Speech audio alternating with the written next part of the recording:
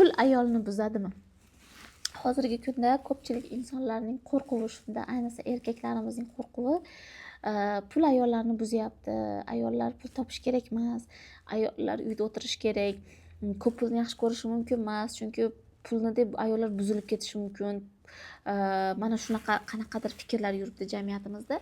Men mutlaqo qarshiman bunga. Nimaga? Pul ayolni buzmaydi. Ayol ham pulni buzmaydi. Pul bu komfort hisoblanadi. Qanaqa qilib? Pul oddiy qog'oz. Hatto u hayotimizning bir qismiga aylangan bo'lsa ham, mana shu oddiy qog'oz qanday qilib butun boshli insonni, butun boshli shaxsni, butun boshli ruhini, butun boshli tanani buzishi mumkin. Yo'q, unday bo'lmaydi. Bu fikrni, bunday gaplar pul ayolni buzadi deydigan gaplarni o'sha ayoliga yetarlicha pul ajrata olmayotgan erkaklar o'ylab topgan. Xoh qiziga, xoh ayoliga, xoh onasiga. Shu onasiga pul bera olmayotgan, xotiniga pul bera olmayotgan, qiziga pul bera olmayotgan erkaklar o'ylab topgan. Nimaga? Chunki erkaklar pul topsa o'ziga ishlatadi. Qanaqa yo'l bilan bo'lsin, xoh u oshi bo'ladimi, qanaqadir mashina bo'ladimi, uy bo'ladimi, baribir ishlatadi. Lekin ayolga kelganda sani pul buzadi deydi. Siz erkaklar o'zingizga 50 ming dollarga mashina olishga ruxsat berasiz, lekin ayolingizga 500 dollar berayotganingizda seni pul buzadi deyishga qanday vijdon yo'l qo'yadi? O'zingiz o'ylab ko'ring. Agar buzganda sizni buzmasmidi? Shunda pul faqat ayolni buzadimi, erkakni buzmaydimi? Qanaqa bo'ladi? Pul erkakni ham buza olmaydi. Ko'pchilik ayollarda shunaqa fikr bor. Ya'ni ko'p pul topgan erkaklar buzilib ketadi. Bu o'ziga ishonmagan, samotsenkasi past, erini har doim rashk qiladigan, eri boshqa xotin olmasligi uchun erini boy bo'lishni xohlamaydigan ayollarning gapi. Ya'ni pul erkakni buzadi deyish. Yo'q. Pul na ayolni, na erkakni buzadi. Pul hech kimni buzmaydi. Pul shunchaki bu birlik, bu komfort, hayotimizda kerak bo'ladigan, yaxshi yashashimiz uchun, hayotda nimagadir erishishimiz uchun, o'zimizni qiymatli deb hisoblashimiz uchun kerak bo'ladigan oddiy vosita. To'g'ri, bunga shunaqa deb qaralmaslik nimada? Bu ilmsizlikda. Albatta, agar ayol rivojlanmagan bo'lsa, ilmli bo'lmasa, o'z ustida ishlamasa, ilm uchun vaqt ajratmasa, tafakkuri bo'lmasa, dunyo qarashi keng bo'lmasa, u kitob o'qimasa, albatta unga berilgan pullar uni zarariga ishlaydi.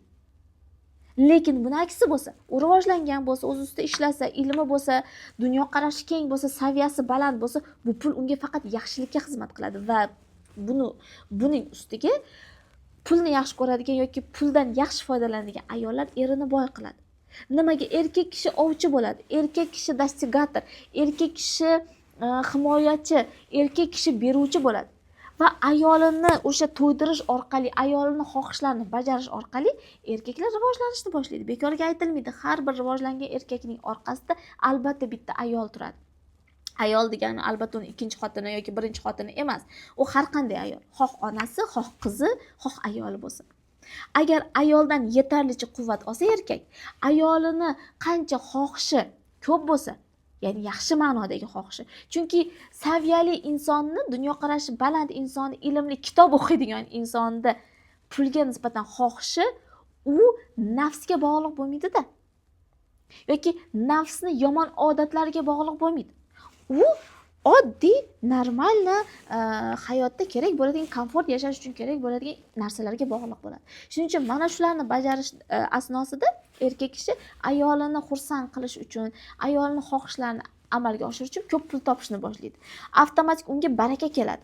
Unga ham o'ziga yarasha, ham oilasiga, ham ayolini xohishlariga, orzulariga yarasha ko'p pul kelishni boshlaydi. Shuning uchun agar ayollar qancha ko'p orzu qilsa, yaxshi ma'noda, qancha ko'p ilm olsa, qancha ko'p kitob o'qisa, qancha ko'p maqsad qo'ysa, ya'ni moddiy maqsadlarni qancha ko'p qo'ysa, biling, ana shu oilada baraka bo'ladi, ana shu oilada erkak ko'proq pul topadi, chunki harakat qiladi. Mana shu barcha omillarni hisobga olgan holatda biz harakat qilsak, hech qachon pul ayollarni buzmaydi. Chunki agar pul ayollarni buzganida qanchadan qancha boy ayollar bor. Qanchadan qancha o'zi pul topadigan yoki eri tomonidan pul beriladigan qanchadan qancha ayollar bor. Nega ularga qaramaymiz?